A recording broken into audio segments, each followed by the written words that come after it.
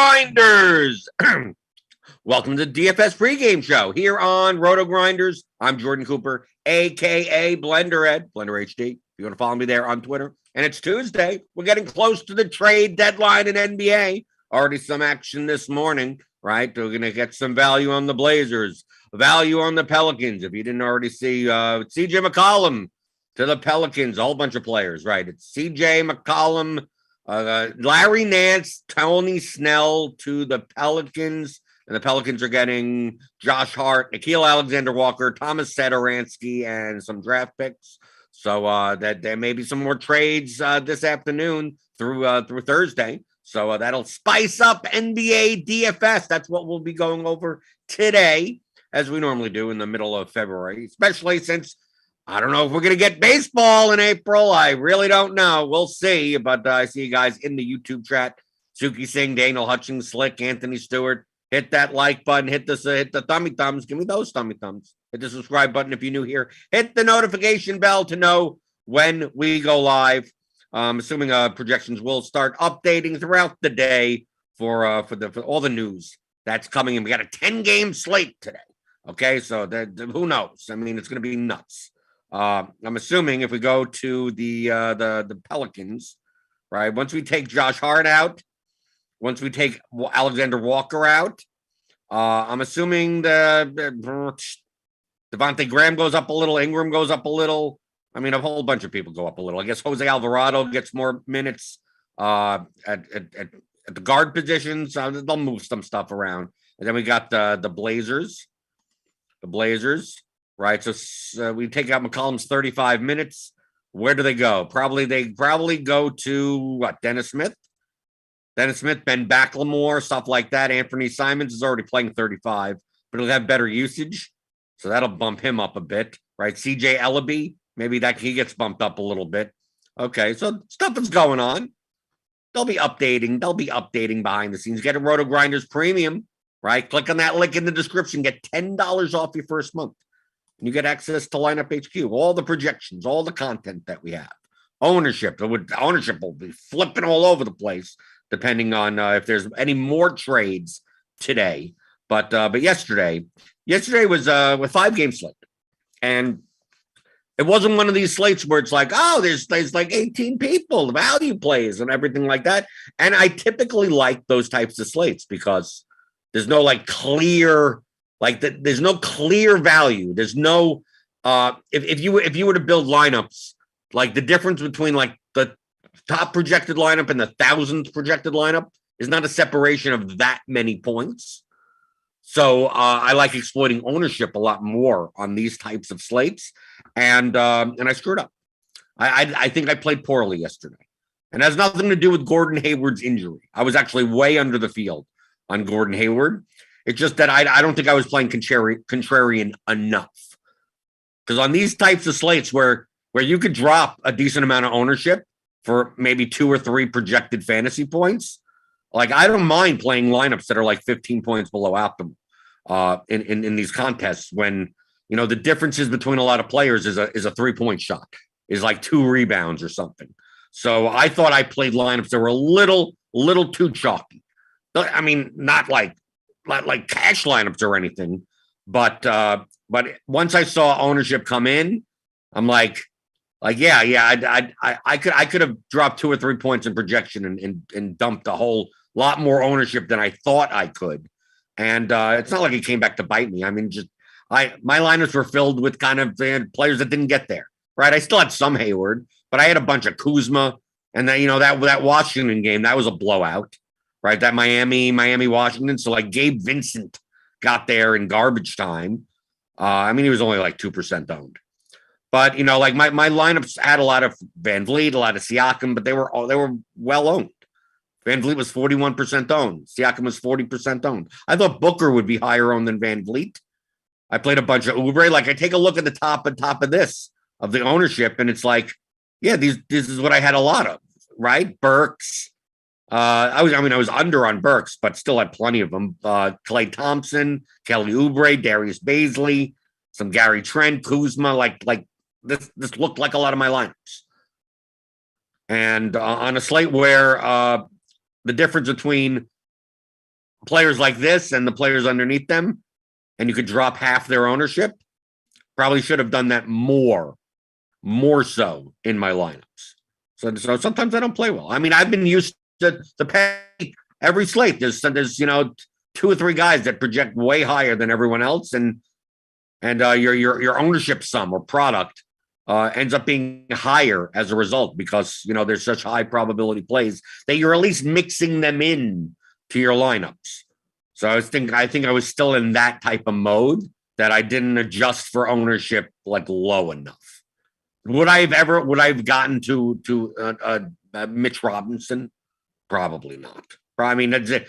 I don't know if it would have made a difference, right? So from a result standpoint, like I don't think it would have changed anything really much. But from a process standpoint, it could have. I mean, and that's really what you're reviewing. You're not reviewing the results. You're reviewing your process. So like the fact that like I had like 50% Fred VanVleet because I had Booker where VanVleet was and VanVleet where Booker was, like that matters, right? When I have Booker at 30, I had Booker at 38 and VanVleet at 30. And it turns out VanVleet comes in at 41 and Booker comes in at 28. So really they would have been flopped. So I had Booker as overowned and VanVleet as underowned when it turned out to be the opposite, right? So looking through some of this ownership, like I knew Oubre and Hayward were going to be high owned. I knew Hayward, I had it lower than 45 and still overowned. Kind of got a little lucky there. I had him in like, I think 8 out of 60 lineups. And he got injured in the first quarter or something, 4.75 points, right? They always know when they're chalk, right? It always feels like that, right? Chalkiest player on the slate, injury probably, foul trouble, right? Game blows out. They always know, right? They know. Going through some of this, like Rozier had a horrible first half. He came back to salvage, right? That if you played either center on the Thunder, it didn't matter. Favors or Diakite, they both didn't get there, right? 10 points, 14 points, something like that. The Washington game blew out. So like I had a bunch of Dinwiddie. I had a bunch of Harrell, right? All the Wizards went, unless you play like Aaron Holiday, right? You play garbage time player. Just looking through some of these, right? I still had some Jay Crowder, right? I didn't play any Aduku as a bouquet. He got there, right? And then go down to the bottom. Yeah, I had a lot of players that are mixed in this like 5 to 7% range, but not as much as I should have. Like I played a lot of Chris Paul. Chris Paul is one of the most underowned players, especially with Booker when I had Booker at 38% owned and VanVleet at 30. So I thought he was underowned. I mean, he was, based on the projections, he was underowned. So at 9%, I have no problem with that. But my total lineup ownership was a little too high. So it was a little too chalky. It doesn't mean you had to have gotten there because, I mean, we look at the leaderboard and we look at the ownership sum of like the winning lineup was 167, which is around the range of some of my lineups. But I mean, like I wasn't playing 2% Vincent. I wasn't playing Mitchell Robinson at 6%. So my lineups in actual ownership maybe came in like this, but I was playing a lot more chalkier combinations of players. So that's how I review. I think the value brain has caught up to me for that slate. And these are the slates I like to play the most, where nothing really stands out. So people tend to gravitate towards very marginal differences in value, right? People gravitate to Hayward, right? It's not like VanVleet and Siakam are like cheap. They're 8,500 and 8,200, right? Burks is 4,800, right? Kemba's out. It's still like he didn't project like, oh my God, you got to jam him in type of thing, but he's going to be 30% owned. There are other guys down here in the 10, 5 to 15 range that are only, 2 points lower projected than him. So it makes more sense to play those types of guys than play a guy like Burks. In the context of an overall line. Looking at the YouTube chat, we got more good mornings. Good mornings. Trade time. Jamie says, I was experimenting with a 100% automated build process yesterday, and it put Gabe Vincent in every lineup. It knew. Your process knew. Well, any process that if you're playing 150, assuming, that gets 100% of a guy. Like, without that guy being like Drummond when Embiid is out and he's 3,700, like the nutso, salary adjusted plus minus 15 type of players, like, then obviously your process is broken. I mean, most probably. I mean, it's not like what could you have played Gabe Vincent yesterday? Yes. It's not like he projected for garbage, complete nothing. It was 4,000. I don't see what projection would you have to give him in order to appear in 100% of 150 lineups. Unless you project him for a couple more points and put his ownership at like 0.1, then you're just like, oh, it's so much relative value. Just throw him in everything. I don't know about that. I mean, I think Jamie is being a little sarcastic. I think he knows the process, that obviously the process isn't good. That's why he said he scrapped the whole thing.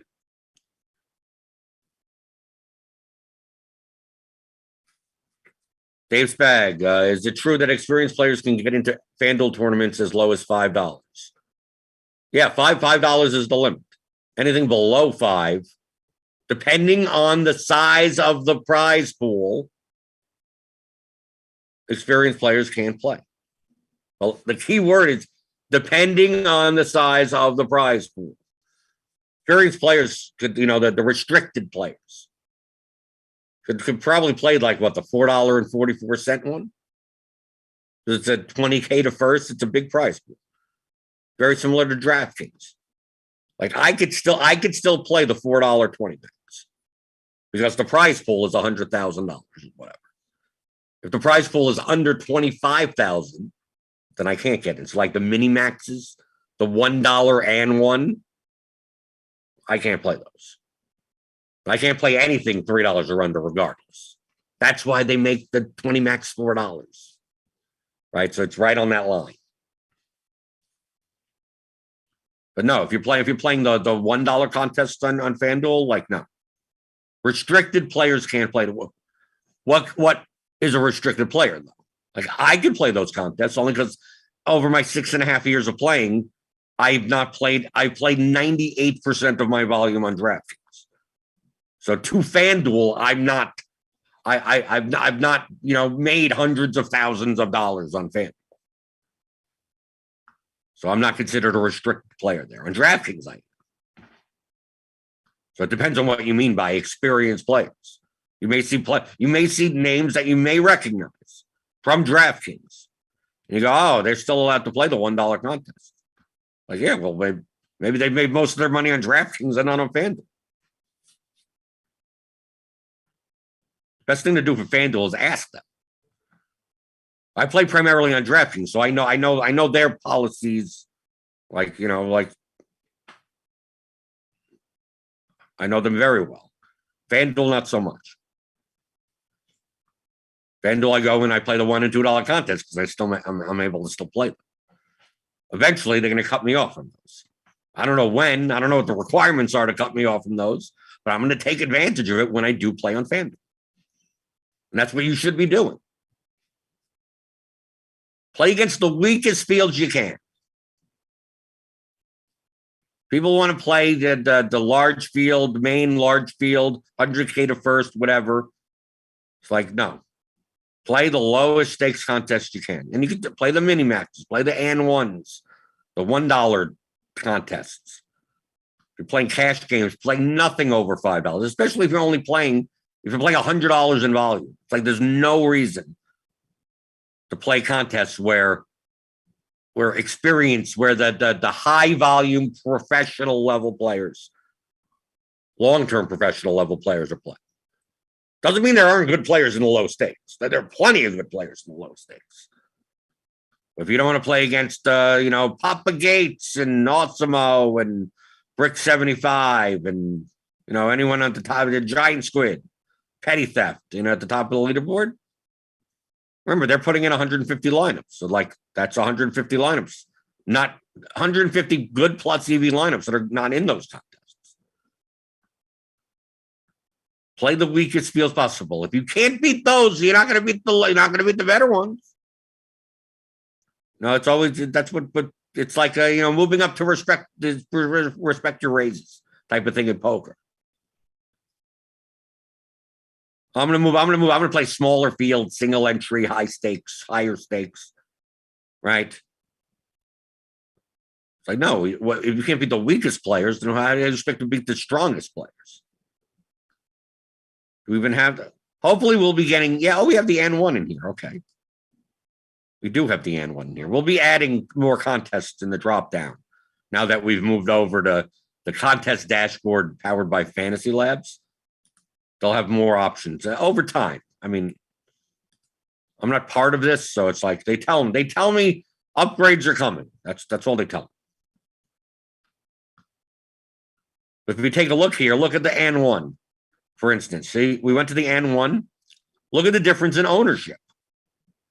If you consider the higher stakes, the main contest with 150 max professional players in it to be sharper, right?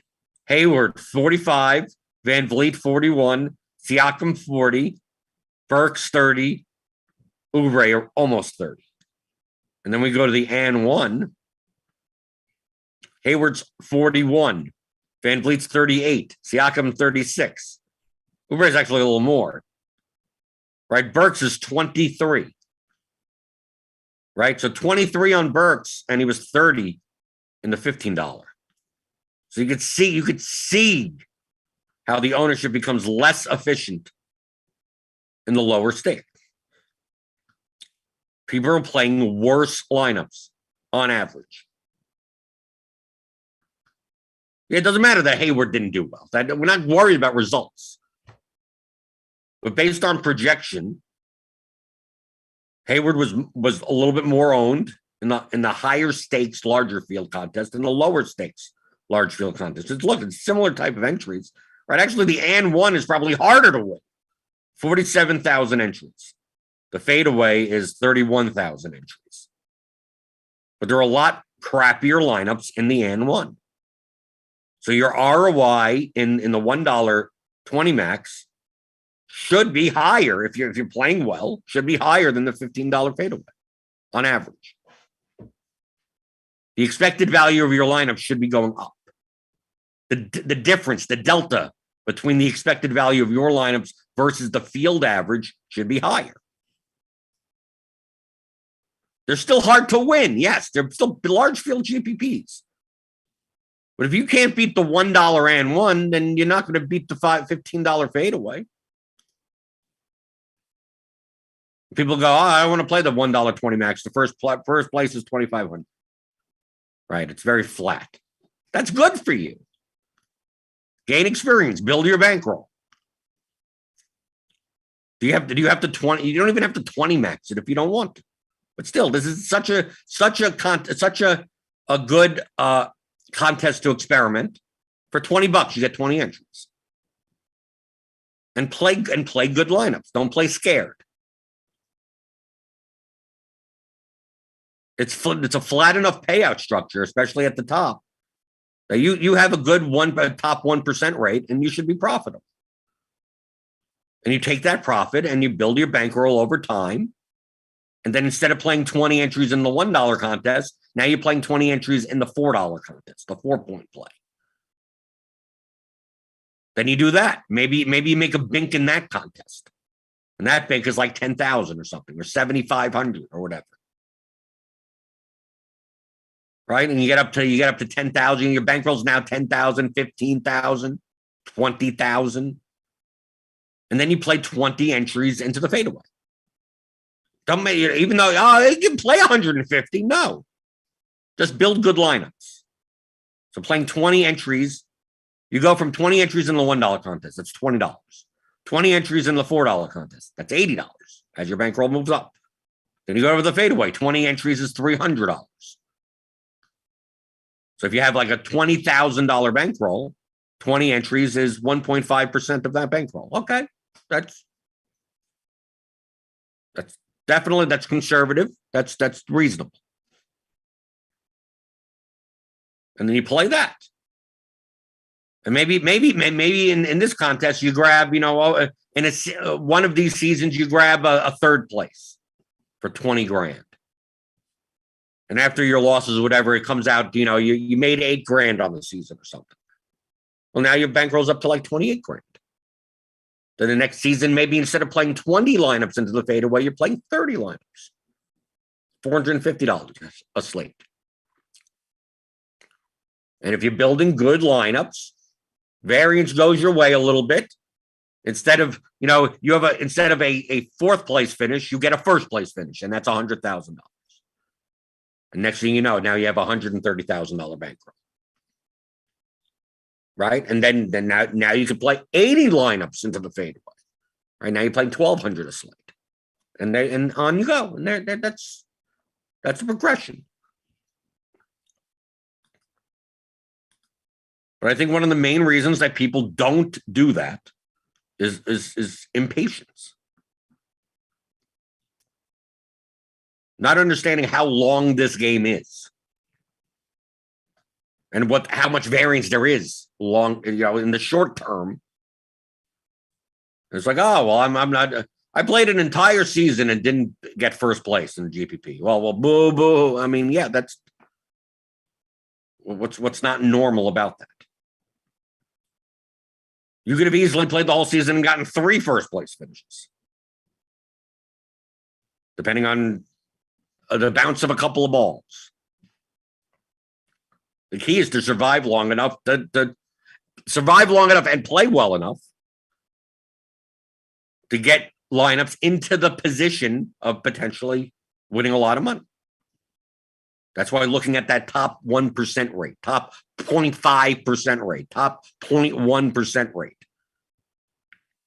is a nice blunt way, not a perfect way, to judge if you're building lineups that are competing for high equity positions in contests. But you got to start somewhere. You got to start at the bottom. You can't beat the weakest fields. You're not going to beat the stronger fields. So if you're starting up with a quote, $1,000 bankroll, play 20 entries into the N1. The $1 contest. That's it. And you may have to play an entire season. Maybe you play an entire season, your $1,000 turns into $800. I mean, maybe that happens. Maybe your $1,000, if you start to play well, turns into $2,400 at the end of the season. And maybe you bink something. And you get up to $5,000 at the end of the season. Then maybe you start playing the $4.20 max from there. So by the time you get to the fadeaway, maybe you've played 3.5 seasons of whatever sport. Obviously, if you're playing multiple sports, maybe it's a little bit quicker if you're playing well, right? Because then you're getting into baseball, then you're getting into football, you're playing MMA or golf or soccer or whatever. You're increasing your sample size. But you start at the bottom. And if you don't even have $1,000 bankroll, you're starting the quarter arcade, right? Go down there. Or even if you are playing the $1 and one, also play 150 entries into the mini max or whatever. Or 20 entries, 10 entries. It doesn't matter. Start with the weakest fields. You can't beat the weakest fields. You ain't going to beat the stronger fields. And then patiently move up with your bankroll. And then if you hit downswings, don't be afraid to move back down. You have to have patience.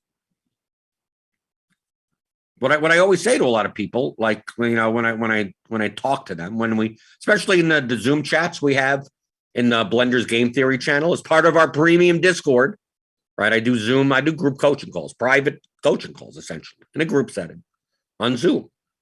That's part of your RotoGrinders premium subscription. So click on the link in the description, get $10 off your first month. But I talk to a lot of smart people there. We have a lot of smart subscribers that are premium members. When they describe, their process and everything, I like, dude, like, you got it. Like, maybe they do things slightly differently than me, but conceptually they're doing the same things. I'm like, you got, like, I don't know what else to tell you. Like, the only difference between, and it's people that may only been playing serious DFS seriously for a year or two. And they have a bankroll of like $5,000 or something. And it's like, dude, the only difference between me and you is like 5 years. That's it. That's the only difference. You're me from 5 years ago. That's it. So as long as you don't mind waiting 5 years and building that up over time, you're fine. You can get there. You can get there. A lot of people have problems with patience. No, but I want a big $100,000 now. Like, well, your risk of ruin is going to way up. You're going to play above your means. You're playing 15% of your bankroll a night in GPP. Just to me, that's a disaster waiting to happen.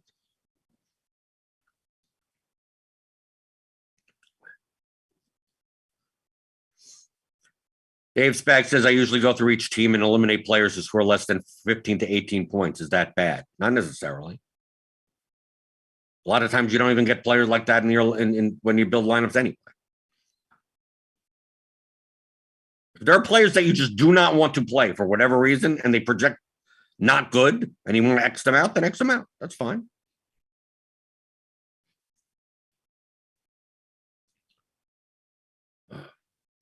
Right. Jamie says, fantastic advice. You have to survive long enough to realize your EV. That is the key if you're playing well.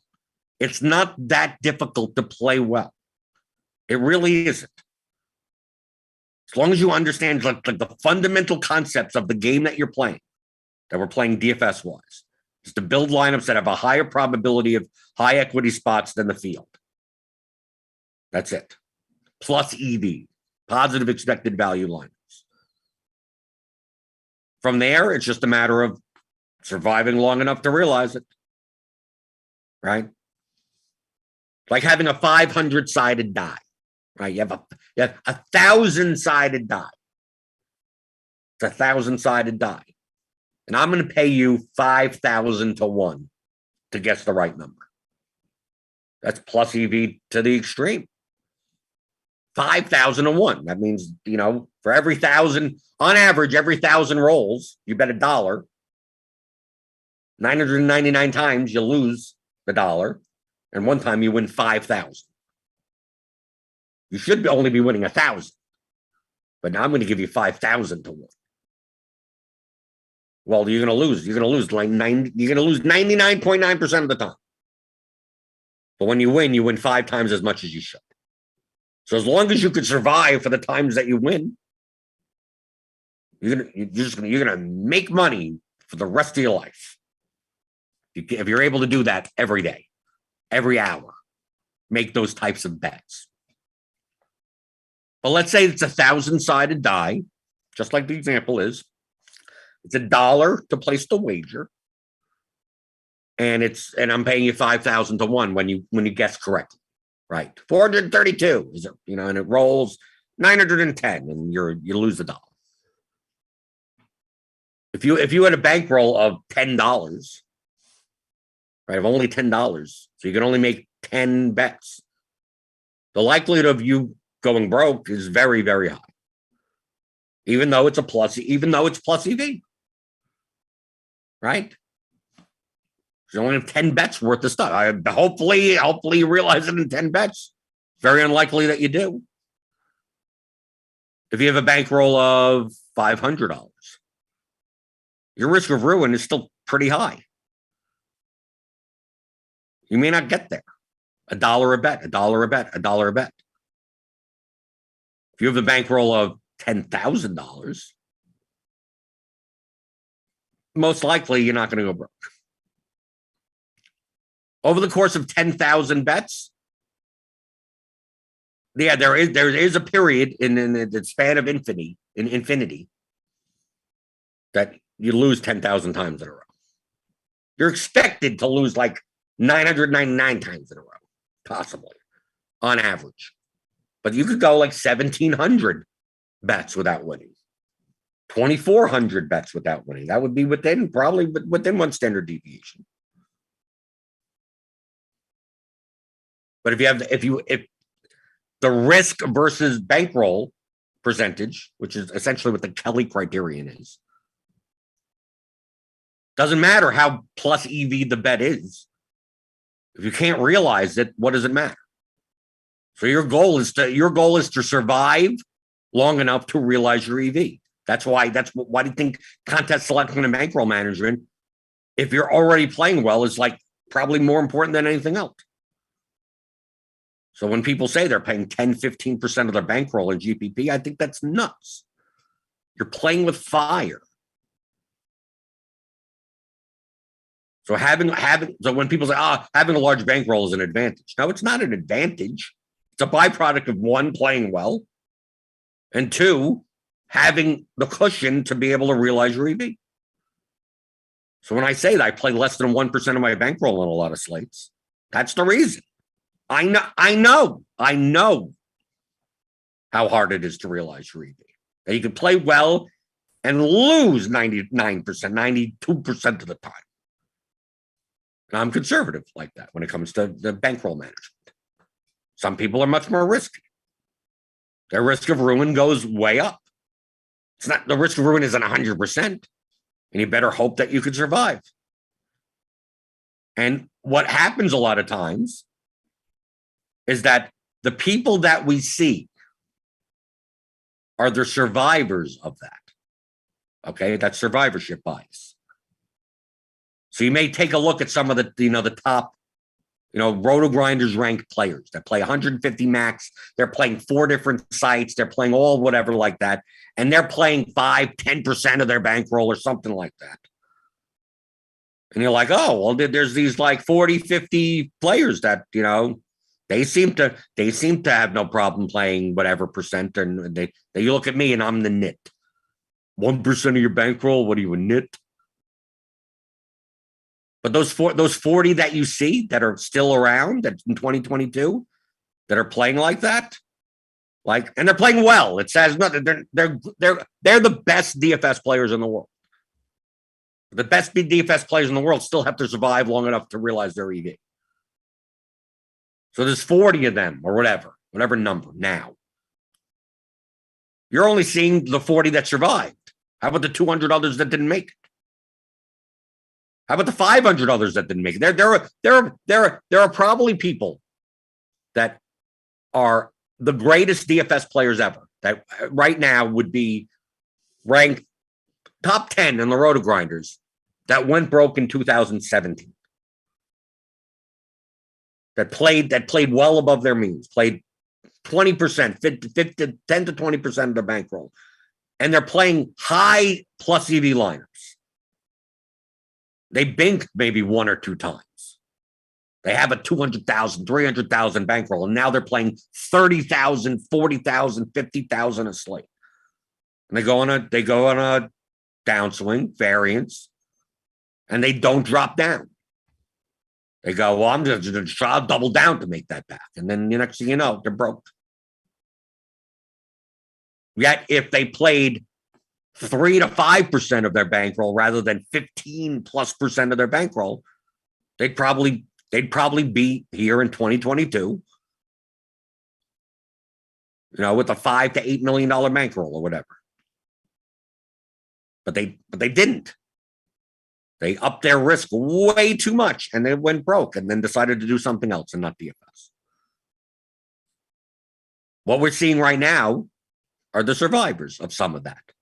Obviously, we're also seeing people that do manage their bankrolls well, that don't play, very high percentages of it. But we also see that as well. There are plenty of people that I remember, 2017, 2018, right? Because you have to remember in 2015 and 16, I was primarily just playing soccer. So I knew the soccer people, but not like the overall DFS, NBA, MLB, NFL, that type of stuff. But there are names from 2017, 2018 that, where are they?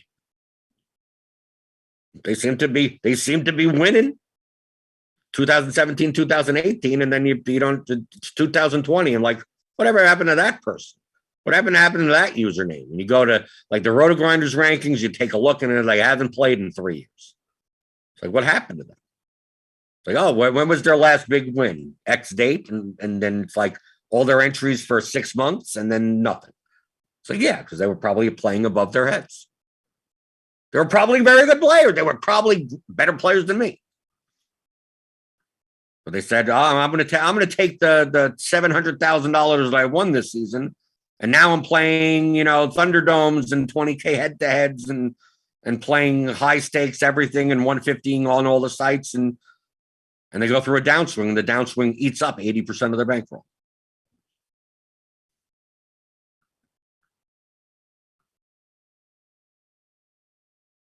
Let's see.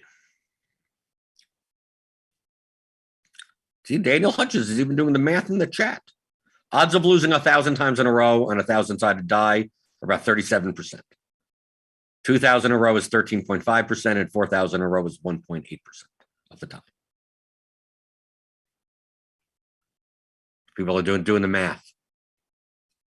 What bankroll do you need to have for that fictional game? And James Harden is out. So Harden's out. Isn't Kyrie and Durant out also? Well, it says hamstring ruled out on Tuesday. Maybe he's being traded. We don't know. It's going to be nuts. It's a 10-game slate tonight. It's 20 teams. Today's going to be nuts. And then tomorrow's going to be nuts with the trade deadline. So, this is like the ultra. Why are we even bothering going over the slate at 11 a.m., right? Typically, we don't. Because 3 things happen that change everything. Now, who knows? Daniel Hutchins asks, thoughts on forcing in more players from late games in case there's late news to take advantage of? Or if you have many lineups, just count on the fact that some will already have a bunch of late players. I judge that personally based on what expectations of value. Obviously, sometimes there are late games where someone sits and no one had a clue, right? It's just something that happens, right? Jokic sits. No one had a clue that was going to happen. A lot of times you already did, right? We always have De'Aaron Fox, right? He's questionable 8 million days in a row, right? That type of stuff. We have Q guys. So if in the late games there are players where it's like if this guy is out, then this guy becomes like a player that if it was pre-lock, you would jam into almost all your lineups. Those are the situations where I start prioritizing later games. That, if I had a choice between having more exposure to a $7,800 guard from a 7 p.m. game or a similarly projected, but maybe they're off by 2 points, right? 2 points lower projected guy from a 10 o'clock game, I'd probably side with more exposure to the later game to have more spots to swap out of in case that big value type of situation happens. But that's how I personally adjust to that. If in the later games it's like, well, if this guy's out, then this guy gets a little bit of a bump. But still, you could play him. I mean, it's nothing to send home about. They're going to be under-owned. From a relative value standpoint, yeah, they're good. A guy that is currently 4% owned that should be now, because of that guy being out, should be 16% owned. That's a good situation to be in, but probably not something where I would completely, plan out my entire set of lineups around. No, it's the type of player that is 4% owned, but when this guy and this guy are out, should be 88% owned. Those are the situations I want to take advantage of that. Right? He's currently 4%, should be 88%, and based on late swap, ends up coming in 23%. A 23% owned player that should be 88% owned. That, then I start prioritizing. But like I said, sometimes stuff happens late that we can't even expect. But I don't think that type of stuff happens enough for me to worry about it. It's more of let me take a look at the Q tags. Let me take a look at the back-to-backs, right? Who could be sitting. A lot of times you get that information before lock anyway.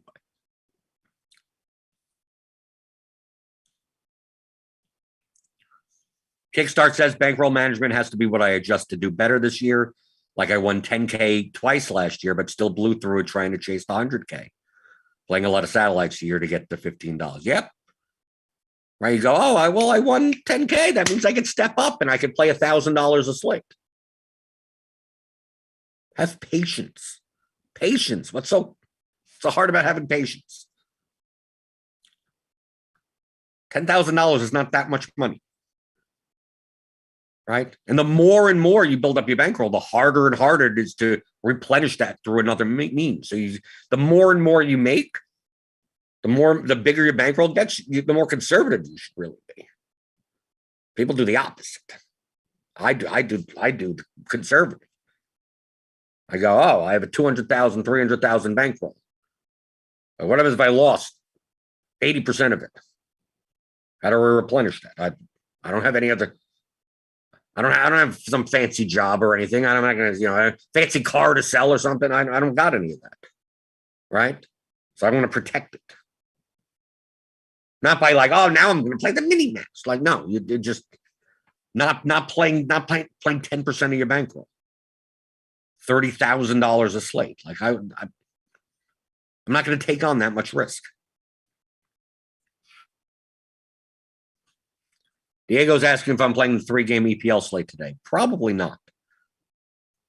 I could, maybe. It depends on what. I haven't even looked at it. So it depends. Right. But the lineups come out at 145, maybe. But I haven't looked. There's nothing I can even talk about. I don't even know who's playing on it. If it was a bigger slate, I would have prioritized. Isn't the Wednesday? Tomorrow's slate is bigger, right? Tomorrow's slate is like 5 or 6 games. I think I'll play that. 3-game slate, maybe not so much. Dana Hutchins says, I'm typically rolling around 1% of my bankroll on any given GPP slate. If I think my edge is really big, like NFL Showdown, I may take it to gasp 2%. Yeah. Yeah, nerdy tenor is part of the knit crew, right? The knit crew. Are we the knits? We don't play like knit. Like there's a difference. Like people confuse nittiness or conservativeness to the types of lineups and not just the bankroll management. Like I'm not a nit. I'll play nutso lineups. I play MMA. I'm playing unique lineups, NFL Showdown, play nutso lineups, right? Playing optimally. But bankroll wise, I'm not going to be playing $6,000 of lineups on an NFL Showdown slate. I'm not going to play more than one, 2 per. Like he's Daniel's in the same range that I am. 1-2%, yeah, something like that around there. Alex Santi's in here. He says I play 9-1 cash to GPP in the realm of 2 to 3% of my roll. Yeah, that sounds like me. I don't know if that's right, but I've taken huge swings with ease doing it.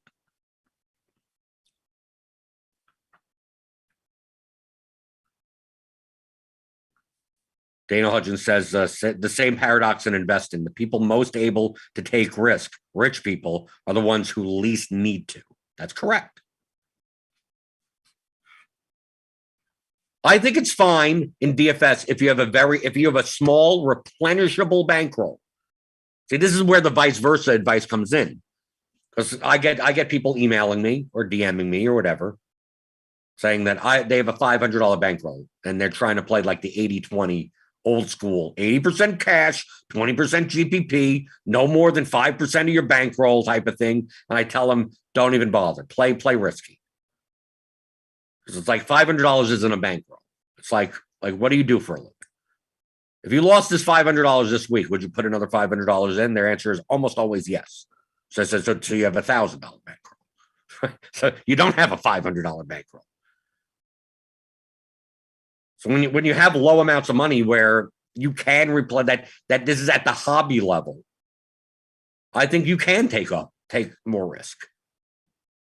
It's not really a bankroll. If you lost $500 in a month, you can replenish that. And if you're not in a position where you can replenish $500, you probably shouldn't be playing with the initial $500 to play DFS in the first place, right? It's like, well, if I lose this $500, I'm never playing DFS again because I need to pay my bills or what. Like then you shouldn't be playing in the first place. So that's why I don't consider $500 to be a real bankroll. And if you're like, I'm going to deposit $500 and and play to learn or whatever. Don't play 80-20 with cash games or anything. Play 50 bucks a slate, $100 a slate. Play the $1.20. Play the $1.20 max. Play the quarter arcade. Play, I mean, whatever. And whatever it is, it is. It's yes, it could be 10% at that point. But it's like, let's say you get a $500 bank. I mean, this is you're describing me. I started with $400. Okay. $400, and in October of 2015, at the end of December, I had a good hit in a GPP. My bankroll was then $2,400, right? But then I was still playing like 10% of my bank. Like I was still playing. Now I can play $200 a slate, right? And in the course of January, February, and March, once I get back to March, I was back down to like $600 to $800,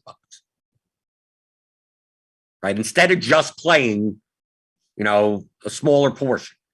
It's like, oh, I moved up and I won this thing. I could stay up there. No, you can't. I wasn't good enough. I was only playing for 3 months. Still learning how to play. So I went down to $600 to $800, and then, okay, I'm playing $60 a slate, knowing that I can replenish the $600 to $800. So it's not a real bankroll. And I'm playing 10 lineups into the large field contest. I'm playing 5 lineups. I'm hand building everything. And then you move up and you go, oh, here a $2,000 hit. Okay, but I'm not. Now I'm playing $100, $200 a slate, because with a $2,500 quote bankroll, I mean, I had a regular job. So like, if I lost the $2,500, I could still put another $500 to $1,000 in. So I could play. I played more risky, right? I was playing GPPs. I was playing 10% of whatever was in there. I was still fine. Then by October, the following October 2016, my bankroll was $12,000.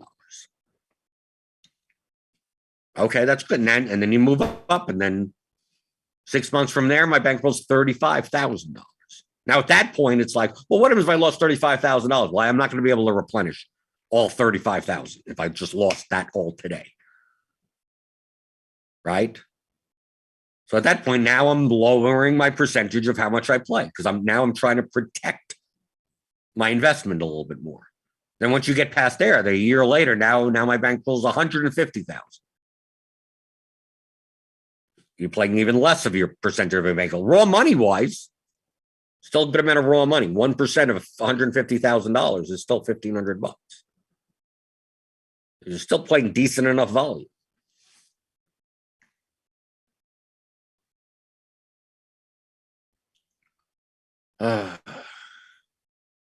Alex Opti says, I burned through a 5K score in my second year. 4th time I've gone broke in gambling. I vowed never again, right? I did the same thing in poker. I'm not go broke or anything. I'm just saying I was nitty. Not nitty in how I played, but nitty in bankroll management. Typically, I played stakes that were lower than what you would expect for a bankroll size that I had. But they were easy games, and you always have to go by what your goal is. Your goal is to get rich, man. Probably don't listen to me. If your goal is to get rich quick, I ain't your guy. I'm the Joey Knish. I'm a Joey Knish in DFS. I've always stated my goal is to average $50,000 to $75,000 a year playing DFS. That's it. I'm going to maximize everything that I do to play to make $50,000 to $75,000 a year, because that would be a web development or web marketing, some type of office digital marketing job or something that I did before I played DFS or while I played DFS. So it's like, can I replace the job that I don't want to do anymore with a job that I do want to do?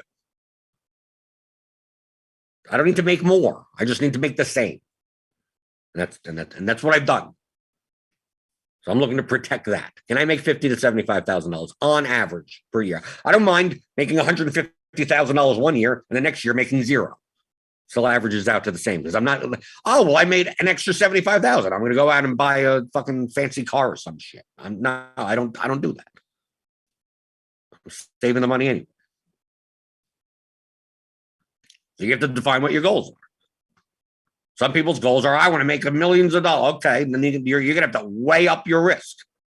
You have to realize that 95% of the time you go broke doing that. And that's fine for the 5% of time that you do have $1 million. Okay, that's perfectly fine. Me, my risk of ruin is very low. I do more to eliminate downside than to maximize my upside. I'm aware of that. Some people make fun of me because of it. It's quite probable that if I played more aggressively over the course of the past 6.5 years, that my bankroll would be 10 times the size. It's quite possible that I'd have a $3 million bankroll. But I would have won the Millie Maker, a contest that I barely ever play. Quite possible. But if I take a look at the past 6 years and go, well, I've made $50,000 to $75,000 on average for 6 years. And this is what I do for a living, right? Play DFS and talk to you schmucks. I ain't trading that. That's fine with me. Absolutely fine with me. So that's my perspective. Daniel says many don't appreciate that if you're playing to make most of all of your money, your bankroll requirements go up significantly as you need to take money out to pay the bills. Well, fortunately for me, that's why I do a lot of this other stuff. That's not play. My bills, the bare basics of my bills are paid for essentially through content work, right? So a little less stress. At the end of the day, what I get from RotoGrinders, what I get from other sites, because I do podcasts, I do other stuff, right? The course, right? You could always get the Theory of DFS, right? theoryofdfs.com, how to think like a professional DFS player. Like this is what pays the bills. So no matter what, I mean, I could always take money out of my bankroll. Yes, obviously. It was kind of like, oh, well, I had a downswing this month, which like it's not like my bills can't be paid or anything like that. Multiple revenue streams, because I know how hard DFS is. It's not something you could like rely on as on a paycheck every 2 weeks. And that's why I do other things, other revenue streams.